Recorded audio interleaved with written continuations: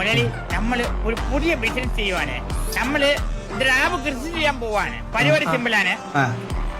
ഇന്ന് നമ്മുടെ സ്രാവ് കൃഷിക്ക് വേണ്ടിയിട്ടുള്ള ആദ്യത്തെ ഫുഡ് മലയാളിയെ കൊണ്ട് ഇടിക്കാൻ പോവാണ്.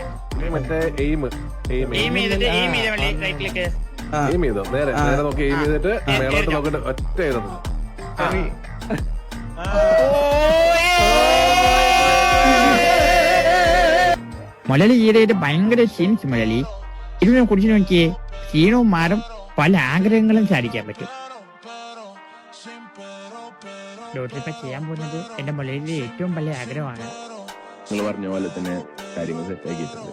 അപ്പൊ ബാക്കി എന്താന്ന് വെച്ച് കഴിഞ്ഞാൽ നിങ്ങൾ തന്നെ തീരുമാനം.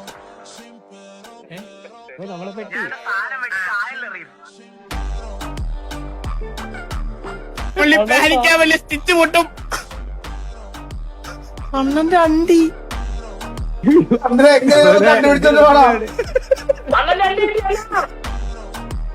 ഈന്തപ്പഴത്തിന്റെ കുരു കഴിച്ചാലേ അണ്ടി മുളയ്ക്കുന്നത് ഒരാള് പറഞ്ഞു.